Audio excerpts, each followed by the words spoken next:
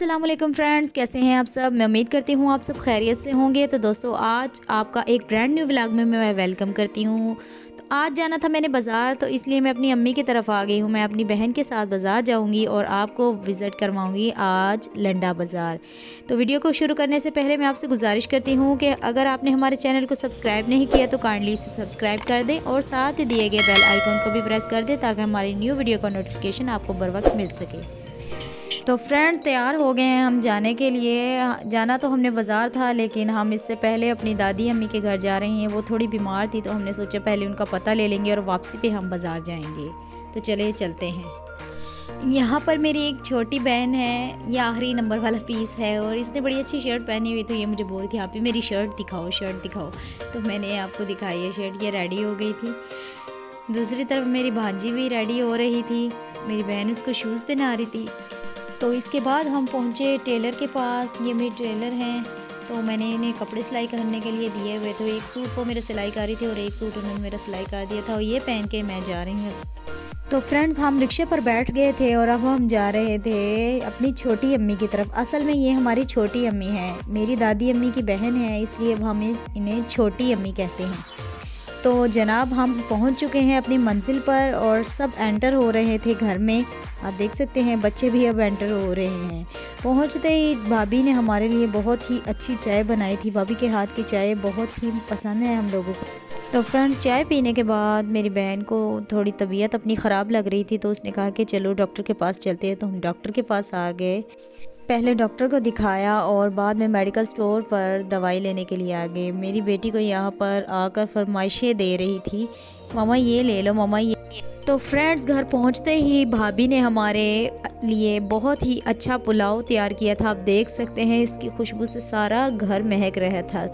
पुलाव के साथ था रायता और हमारी मोस्ट फेवरेट चीज़, मुझे ये दादी अम्मी के घर का ये बहुत पसंद है, दादी अम्मी के हाथ का अचार। ये रहा रायता और ये रहा अचार। अचार तो मेरा मशहूर है। मेरी कज़न को मैं बोल रही थी अचार का डब्बा खोल के दिखाओ, तो वो अचार दिखा रही थी। घर का अचार है, ये सारा साल खाते हैं और इनका अचार ख़राब भी नहीं होता। किसी दिन मैं अचार की रेसिपी भी दादी अम्मी से लेकर आपको बताऊंगी। तो यहाँ पर दूसरी तरफ मेरा भाई जो है वो अपनी गर्दन पे टैटू बनवा रहा था। मेरे चाचू बहुत अच्छे पेंटर हैं, तो वो बोल रहे थे कि आओ मैं ट्राई करता हूँ, तुम्हारे गर्दन पे टैटू बनाकर चेक करता हूँ कैसा बनता है। तो वो कज़न ने भी बोला कि मैंने भी इस तरह का टैटू बनवाना है, तो भाई ने उसके हाथ पे भी बनाना शुरू कर दिया। ये सब करते करते काफ़ी टाइम हो गया। इसके बाद हम रात को सो गए और फिर हम जब सुबह उठे तो देखा कि भाभी ने हमारे लिए पहले ही नाश्ता तैयार करके रखा हुआ है। माशाल्लाह, बहुत ही भाभी अच्छा नाश्ता बनाती हैं। आप देख सकते हैं सारा कुछ उन्होंने हमारे उठने से पहले ही तैयार करके रखा हुआ था। फ्रेंड्स, नाश्ता वगैरह करने के बाद हमने सीधा रुख किया लंडा बाज़ार का और अब हम पहुंच चुके हैं लंडा बाज़ार में। मैं एक ही शॉप पे आती हूँ, ये भाई के पास बहुत अच्छे ब्रांड के कपड़े हैं।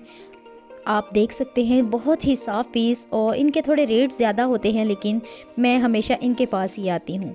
तो यहाँ से मैंने कपड़े वगैरह ख़रीदे बच्चों के और फिर हमने घर का रुख किया।